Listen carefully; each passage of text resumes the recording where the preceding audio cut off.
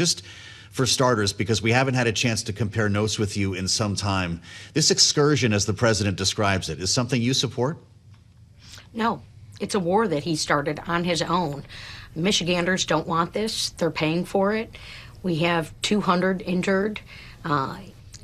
It's hitting us at the gas pump. It's hitting us in our pocketbooks. And it's something that the president began without the consultation of the American people and certainly of Congress. So I voted for war powers, and I continue to stand with the Michiganders who want something much better than what they're getting from this administration right now. Well, of course, the administration, while it didn't ask for authorization for these combat operations, Congresswoman, may still yet come to you and your colleagues with a supplemental funding request in order to keep paying for these operations. Now, I'm not sure whether, given what you just said, you would be supportive of a supplemental, but if the alternative Republicans could pursue is budget reconciliation, a package that could theoretically include far more than just funding for the war with Iran, is that potentially a worst case scenario?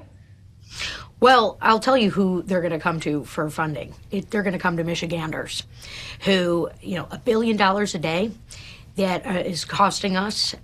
They're cutting food assistance, health care, education programs. We've dealt with reckless and chaotic tariffs that have threatened our manufacturing sector. Our economy has been rocked as a result of this. And now, those gas prices that are coming down on Michiganders who are just trying to get to their job, to pick up their kids from school, go to the store and get what they need to get, it's just another strangulation. It's not acceptable. It's not working for us. This is an overreach. There's no plan. There's no strategy. And I'm not going to go along with it. Congresswoman, not mincing words today, as the average price for gasoline hits $3.86. It's almost $3.87 in the state of Michigan specifically, which, by the way, is slightly above the national average. Congresswoman, you sit on the China Select Committee, which steers our conversations pretty frequently when we talk here on Bloomberg. It's been suggested that China, if not Russia, but China, is the biggest winner from this action right now. Do you agree? Well, we certainly see our allies going to our adversaries for energy.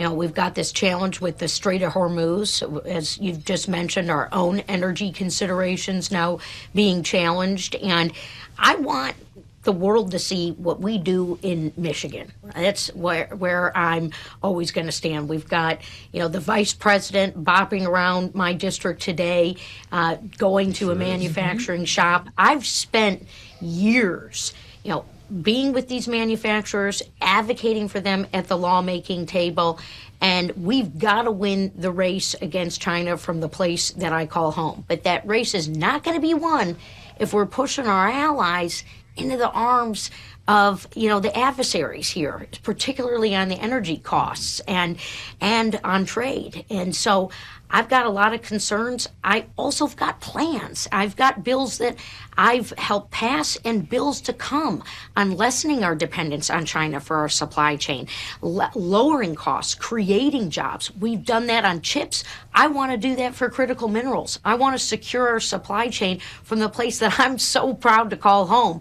We're the best manufacturing economy in the world, and our state needs a champion. That's what I'm advocating for each and every single day here. Well, you mentioned that the vice president is in your state of Michigan today. His remarks have concluded, but in part, he says, and this is a quote, "In November, it's going to be very simple. Do we support the people who made us hundreds and hundreds of dollars richer, or the people who made us hundreds and hundreds of dollars poorer?" Referencing in part this administration's efforts on taxes, as tax returns are larger, at least at this point on average, than they were prior to the big, beautiful bill being passed. What do you say to a Michigander who does have more money coming into their wallet in that regard right now? Should they not be glad that that policy exists? Look, I'm going to tell you something. This administration is one big grift. They're the ones getting rich. They're the ones profiting off of cuts to programs that benefit so many Michiganders, to the fully paralyzed veteran who reached out to me last year asking if he was still going to get his benefit check because of Elon Musk prancing around a stage with a chainsaw. I just authored a bill called Stop Enrichment in the Congress. People here, we got to stop the stock trading in the House of Representatives, the Senate, and also in the executive office. And that's what my bill does. No sitting on corporate boards. Stop the grift here. And so we're all paying that price. I want to see tax fairness. It needs to go further for working Michiganders. They need more money in their pocketbook, not to continue to pay at a higher marginal rate than the corporations or in some cases the billionaires. Congresswoman, you mentioned J.D. Vance. He is in your backyard today. Auburn Hills at a company called Engineering Design Services, which is involved in robotics, engineering, and design. This is something that the administration, this type of technology, has tried to harness, and it's something that you've been involved with as well, with your background in the auto sector going back to the Obama administration. I'm old enough to remember this. I wonder what your advice would be for J.D. Vance when he speaks to the workers at Engineering Design Services, what he should know about Auburn Hills today. Yeah, well, look, the voice of our manufacturers and our manufacturing workers needs to be heard at the lawmaking table. We've got to ask in terms of what they're paying for erratic tariffs, what they have paid, what that's cost them, what policies need to come into place to secure our state and our workers to go and win the future.